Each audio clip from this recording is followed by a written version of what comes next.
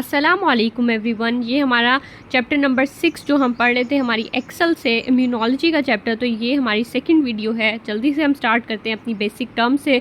First of all we have the antigen. तो antigen आपके पास क्या होता है? अगर आपके पास ये एक बॉडी है तो उसके अंदर कोई भी फॉरेन पार्टिकल यानी एंटीजन एंटर हो गया है तो क्या होगा, आपकी बॉडी जो है एक स्पेसिफिक इम्यून रिएक्शन को एक्टिव करेगी।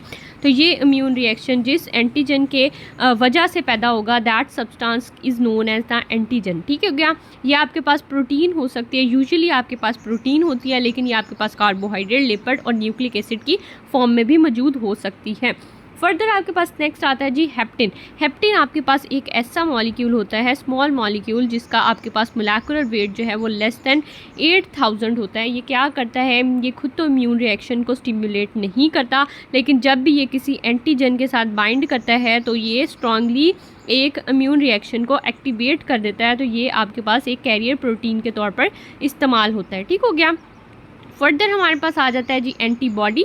तो एंटीबॉडी आपके पास एक ऐसी प्रोटीन होती है, जैसे ही एंटीजन आपकी बॉडी के अंदर एंटर होती है तो उसके अगेंस्ट जो स्पेसिफिक इम्यून रिएक्शन होता है और आपके पास एक एंटीबॉडी प्रोड्यूस हो जाती है जो उसको न्यूट्रलाइज करने में हेल्प करती है, जो एलिमिनेट करने में हेल्प करती है। तो that is known as the antibody. Further आपके पास आ जाता है जी वैक्सीन। क्या होती है? तो वैक्सीन आपके पास एक इम्यूनोलॉजिकल एक ऐसा सब्सटेंस होता है जो आपकी बॉडी को इम्यूनिटी प्रोवाइड करता है, जो हम आर्टिफिशियली अंदर डालते हैं। ये आपके पास किल्ड भी हो सकती है और ये आपके पास अटेन्यूएटेड भी हो सकती है। तो आपके पास एक ऐसा स्पेसिफिक प्रोटेक्शन मैकेनिज़्म होता है जो आपके किसी भी डिजीज़ के अगेंस्ट होता है, जैसे हम पोलियो के लिए करते हैं। जैसे कि आपने सुना होगा जब हमारे पास कोविड आया तो कह रहे थे कि कोविड की वैक्सीन लगवा लें, वैक्सीन करा लें। तो ये आपके पास यही सब्सटेंस था कि जो आपके पास इम्यूनिटी प्रोवाइड कर रहा था।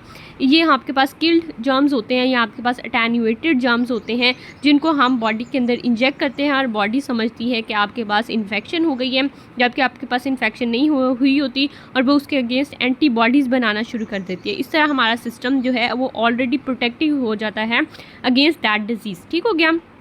फर्दर आपके पास आगे जी वैक्सीनेशन क्या होती है?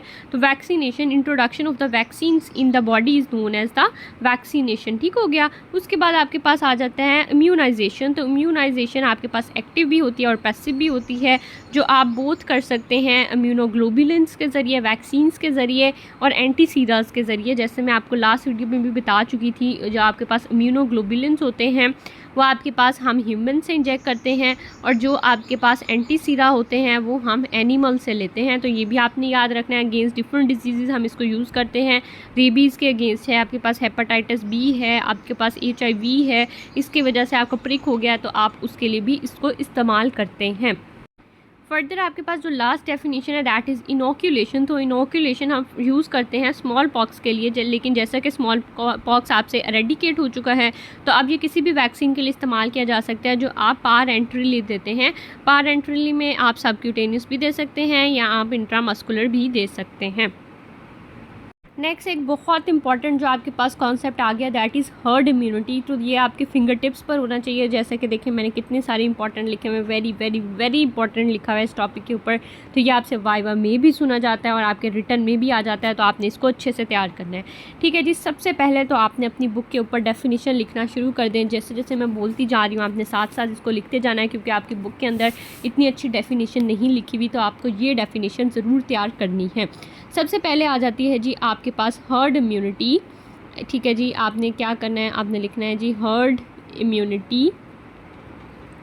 ठीक है जी। उसको ऐसे आप इन्वर्टेड कॉमर्स में करेंगे। इज़ द, साथ साथ लिखते जाएं अपनी बुक पर, is the indirect protection from an infectious disease that happens when a population is immune either through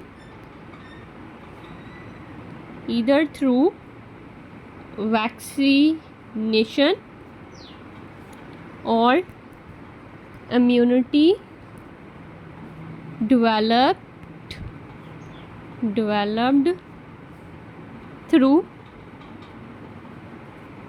previous infection। ठीक हो गया। ये आपकी बहुत अच्छी और एप्ट डेफिनेशन है, आपने इसको तैयार करना है। एक बार मैं दोबारा से रिवाइज कर देती हूँ, अगर आपका कुछ पॉइंट मिस हो गया तो आपने उसको लिखना है। Herd immunity is the indirect protection from an infectious disease that happens when a population is immune either through vaccination or immunity developed through previous infection। अब इसको हम ब्रेक करके समझते हैं कि ये आपके पास है क्या। तो ये आपके पास एक इस तरह की इम्यूनिटी है जो आपके पास डेवलप हो जाती है इन्फेक्शन के अगेंस्ट, किसी भी इन्फेक्शन के अगेंस्ट इनडायरेक्ट इम्यूनिटी है। ठीक है, ये वर्ड आपका मिस नहीं होना चाहिए डेफिनेशन में। It is an indirect immunity against any infectious disease, जो आपके पास कैसे आपको डेवलप हो जाएगी, या तो आपने उसके अगेंस्ट वैक्सीनेशन करा ली है या आपको उससे प्रीवियसली इन्फेक्शन हुई थी तो आप उसके अगेंस्ट इम्यून हो गए हैं। ठीक हो गया। तो ये दो तरीके से जो भी आपके पास इनडायरेक्ट इम्यूनिटी डेवलप होगी that is known as the herd immunity. अब हम देख लेते हैं हमारी बुक में क्या लिखा हुआ है। बुक में लिखा हुआ है level of resistance of a community or a group of people to a particular disease is called the herd immunity। ठीक हो गया। This is immunity that is entire population enjoy by virtue of the fact that there is small density of the susceptible individual to allow spread of the an infection। अब इसके अंदर क्या होता है, अगर आपके पास एक कम्युनिटी है, जैसा कि हम देख लेते हैं, तो इसको हमने 4 पार्ट्स में डिवाइड कर दिया। ठीक हो गया। तो उसने बोला है, सॉरी रुकें ज़रा मैं आपको बताती हूँ। देखें, ये आपके पास एक कम्युनिटी है, इसको हमने कितने पार्ट्स में डिवाइड किया हुआ है, इसको हमने 3 पार्ट्स में डिवाइड किया हुआ है। ठीक हो गया। अब उसने बोला है कि अगर आपके पास कोई भी पॉपुलेशन जिसके अंदर 2/3 कम्युनिटी जो है वो हर्ड इम्यूनिटी से प्रोटेक्ट हो जाती है ईदर थ्रू वैक्सीनेशन, या तो उन्होंने वैक्सीनेशन करा ली है या तो उनको प्रीवियस इन्फेक्शन हुआ था और वो उससे प्रोटेक्ट हो गए हैं। अगर आपकी 2/3 पॉपुलेशन जो है वो प्रोटेक्ट हो जाती है तो आपकी पूरी कम्युनिटी जो है वो प्रोटेक्शन को इंजॉय करती है। बाकी जो 1/3 बच जाता है फिर उसको भी आपके पास इन्फेक्शन नहीं होती, वो भी इम्यून हो जाते हैं। तो that is known as the herd immunity. Example देखें जी, if 2/3 of population in a community becomes immune against polio, the rest 1/3 will also become immune and will enjoy the herd immunity। तो इसको हम कहते हैं जी हर्ड इम्यूनिटी, ये आपने याद रखना है। उसके बाद हमारे पास आ जाते हैं G elements of herd immunity. बहुत इंपॉर्टेंट क्वेश्चन है, आपसे पूछा जाता है, आपने इसको अच्छे से याद रखना है। Occurrence of clinical and the sub clinical infection in the herd. ठीक हो गया। इम्यूनाइजेशन ऑफ द हर्ड और हर्ड स्ट्रक्चर, ये इसके एलिमेंट्स हैं, आपने इसको याद रखना है। उसके बाद जी हमारे पास आ गया हर्ड स्ट्रक्चर क्या होता है। ये दोनों बहुत इंपॉर्टेंट है, हमने इन दोनों को बहुत अच्छे से तैयार करना है। हर्ड एलिमेंट क्या है और हर्ड स्ट्रक्चर क्या है। It plays a decisive role in the immune status of the herd. ठीक है जो है, इसके अंदर आपके पास क्या क्या आता है, इसके अंदर आपके पास ह्यूमन पॉपुलेशन आ जाती है। ठीक हो गया। इसके अंदर आपके पास कोई भी एनिमल रिजर्वायर या उसका होस्ट आ जाता है। तीसरा आपके पास कोई भी इंसेक्ट वेक्टर आ जाता है। चौथा आपके पास इन्वायरमेंटल फैक्टर आ जाते हैं एंड पांचवा आपके पास सोशल फैक्टर्स आ जाते हैं। तो ये इसका हर्ड का स्ट्रक्चर है, इसको आपने ज़रूर अच्छे से तैयार करना है। फर्दर आपके पास आ जाता है जी मैकेनिज़्म ऑफ हर्ड क्या है। अब आपके मैकेनिज़्म के अंदर क्या आता है कि आपके पास average number of humans that become infected from a single infected animal is called the case reproductive number, या इसको आप डायरेक्टली प्रोपोर्शनल कर देते हैं to the density of the susceptible host. अब क्या होता है, आपके पास एक एनिमल से जितने एवरेज आपके ह्यूमन बीइंग जो है वो इन्फेक्ट हो रहे हैं that is known as the case reproductive number. ठीक हो गया। और ये आपके पास डायरेक्टली प्रोपोर्शनल है to the density of the susceptible host. अब जितने ज़्यादा आपके पास ससेप्टेबल होस्ट होंगे उतनी ज़्यादा आपके पास इन्फेक्शन स्प्रेड करेगी। अगर तो आपका जो केस रिप्रोडक्टिव नंबर है वो लेस देन 1 हो जाता है, तो पूरी कम्युनिटी जो है वो हर्ड इम्यूनिटी को इंजॉय करती है। तो ये आपने इसका मैकेनिज़्म याद रखना है। फर्दर आपके पास आ जाता है mechanism of the herd immunity in polio vaccine. तो आपको पता है कि जो पोलियो की इन्फेक्शन है वो आपका फीसिस से स्प्रेड होती है, ओरोफिकल रूट से आपके पास स्प्रेड होती है। तो आपने ये याद रखना है कि जब भी अगर 66% पॉपुलेशन जो है वो इम्यून हो गई है तो बाकी 33% जो है वो भी हर्ड इम्यूनिटी को इंजॉय करेगी। अब इसके अंदर क्या होता है कि आपके पास पोलियो जो है वो फीसिस से स्प्रेड होता है। तो जैसे ही वो फीसिस जो है आपकी पानी में जाता है और वो आपके पास डिफरेंट लोगों से एक्सपोजर होता है उसका, तो जो लोग वैक्सीन उन्होंने नहीं भी करवाई हुई उसके अगेंस्ट या जिनके अंदर इम्यूनिटी नहीं भी डेवलप हुई हुई, तो फर्दर उनके अंदर इम्यूनिटी डेवलप हो जाती है। तो इस तरह से वो हार्ड इम्यूनिटी को इंजॉय करते हैं in case of the polio. साथ ही हम पास के क्वेश्चन देख लेते हैं। तो ये आपके एनुअल 27 के अंदर 2017 के अंदर आया हुआ है। Herd immunity can be quoted as an example of the public good. High level of the herd immunity gives protection to susceptible और the non immunised individual. A वाला जो पार्ट है that is what do you understand by the herd structure. तो इसके अंदर आपने heart का structure लिखना है, ये वाला जो था आपके पास। और साथ ही उन्होंने पूछ लिया what are the elements which contribute to the herd community. तो साथ ही एलिमेंट्स और स्ट्रक्चर आपसे पूछ लिया गया है, तो ये आपने अच्छे से तैयार करना है। फर्दर आपके पास आ जाता है जी consequences of the herd immunity, यानी जो एडवांटेजेस हैं आपके पास हर्ड इम्यूनिटी के, तो वो क्या हैं। तो हर्ड इम्यूनिटी जहाँ पर भी डेवलप हो जाती है तो वो जो डिजीज़ होती है, स्पेसिफिक डिजीज़ जिसके अगेंस्ट आपकी हर्ड इम्यूनिटी डेवलप हुई है, वो डिसअपेयर हो जाती है फ्रॉम द पॉपुलेशन। तो ये आपने याद रखना है, जैसे कि हमने स्मॉल पॉक्स को एरेडिकेट कर दिया है क्योंकि उसके अगेंस्ट हमारी हर्ड इम्यूनिटी डेवलप हो गई है। फर्दर आपके पास कौन सी ऐसी डिजीज़ हैं जिनके अगेंस्ट हर्ड इम्यूनिटी डेवलप हो जाती है और जिनके अगेंस्ट नहीं होती। तो ये आपके बहुत इंपॉर्टेंट MCQs हैं और आपके वाइवा के क्वेश्चंस हैं, तो आपने इनको बहुत अच्छे से तैयार करना है। हर्ड इम्यूनिटी जो है वो आपकी डिफ्थीरिया, मीज़ल्स, पोलियो और कोविड-19 के अगेंस्ट प्रोड्यूस हो जाती है और आपकी टेटनस के अगेंस्ट हर्ड इम्यूनिटी प्रोड्यूस नहीं होती। तो ये आपने ज़रूर याद रखना है। फर्दर आपके पास आ जाता है जी इम्यूनाइजिंग एजेंट्स आपके पास क्या होते हैं। तो अभी हमने पढ़ा था कि आपके पास वैक्सीन्स होती हैं, आपके पास इम्यूनोग्लोबुलिन्स होते हैं जो हम ह्यूमन से लेते हैं, एंड फर्दर आपके पास एंटीसीडाज होते हैं जो हम एनिमल से लेते हैं। वैक्सीन आपके पास क्या होती है, वैक्सीन आपके पास कोई भी ऐसा इम्यूनोग्लोबुलिन सब्सटेंस होता है जो बॉडी के अंदर ऐसा डिज़ाइन होता है जो प्रोटेक्ट करता है बॉडी को against the given disease.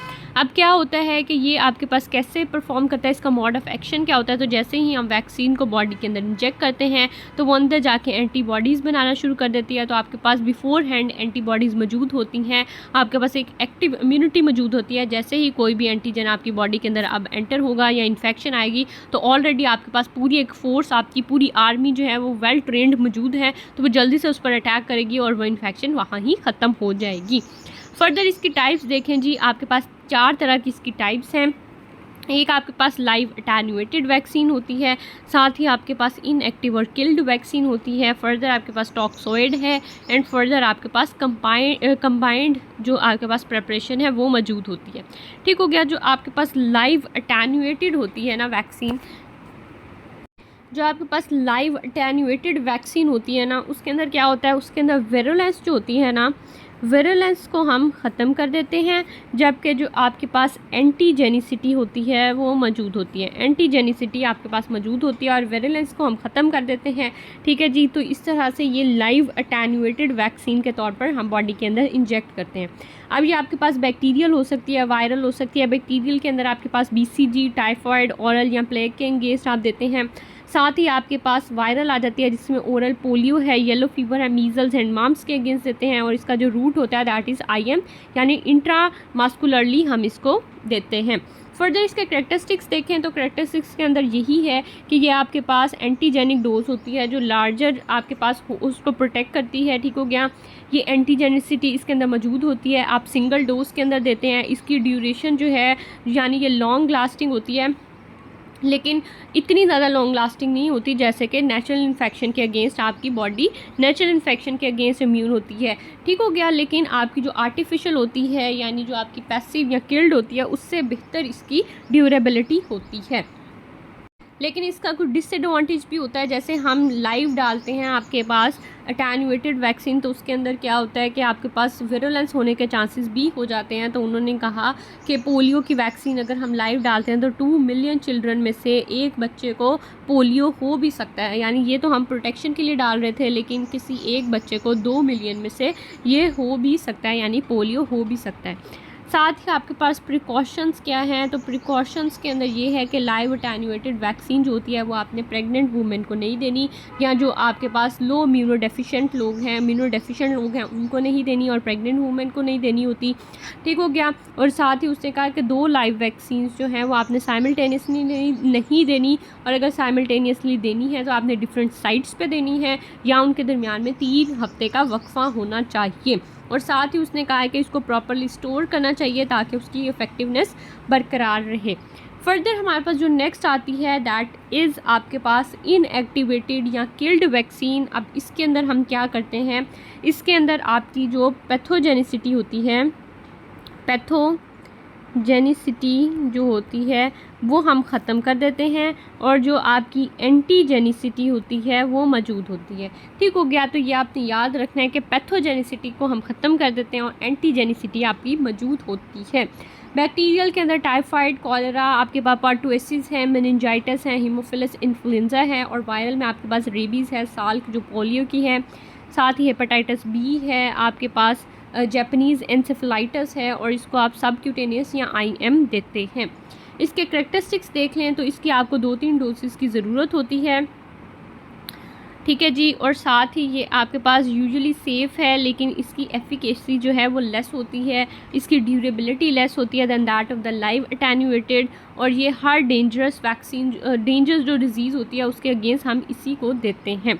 Further आपके पास आ जाता है जी टॉक्सॉइड्स। तो टॉक्सॉइड्स आपके पास क्या होते हैं जी, टॉक्सॉइड्स के अंदर हम क्या करते हैं कि जो टॉक्सिन की पैथोजेनिसिटी होती है, टॉक्सिन की पैथोजेनिसिटी को हम ख़त्म कर देते हैं, जबकि जो एंटीजेनिसिटी होती है वो मौजूद होती है। ठीक है। तो ये आपने याद रखना है। इसका मैकेनिज़्म क्या होता है, ये क्या करती है, जो भी आपके पास एंटीबॉडीज़ प्रोड्यूस होती हैं तो वो आपके पास न्यूट्रलाइज़ कर देती हैं टॉक्सिन्स को। ठीक है। ऑर्गेनिज्म ड्यूरिंग द इन्फेक्शंस, ठीक है, rather than they act upon the organism.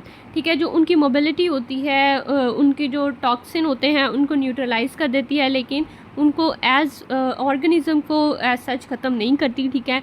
और क्या करती है, ये हम यूज़ करते हैं डिप्थीरिया में और टेटनस टॉक्सॉइड के अंदर। फर्दर आपके पास लास्ट आ जाती है दैट इज़ कम्बिनेशन। तो कम्बिनेशन के अंदर हम 2-3 वैक्सीन का कम्बिनेशन इस्तेमाल करते हैं, और आपके पास ये मिक्स्ड होती है। ठीक है। जिसके अंदर हम 2-3 वैक्सीन का कम्बिनेशन इस्तेमाल करते हैं, जिसको कंबाइंड या मिक्स्ड कहते हैं। अब इसका एम क्या होता है कि ये रिड्यूस कर दे कॉस्ट को और मिनिमाइज़ कर दे कॉन्टैक्ट ऑफ द पेशेंट को। ठीक हो गया। इसके अंदर जैसे कि हम DPT इस्तेमाल कर लेते हैं, यानी डिप्थीरिया, पर्टुसिस और टेटनस का तीनों मिला के दे लेते हैं। DT दे लेते हैं, यानी डिप्थीरिया और टेटनस दे लेते हैं। DPT दे लेते हैं और टाइफॉइड साथ दे लेते हैं। MMR दे लेते हैं मीज़ल्स, मम्प्स एंड रुबेला की, और DPT दे लेते हैं। ठीक हो गया। तो ये आपके पास कंबाइंड वैक्सीन्स के अंदर आ जाती हैं।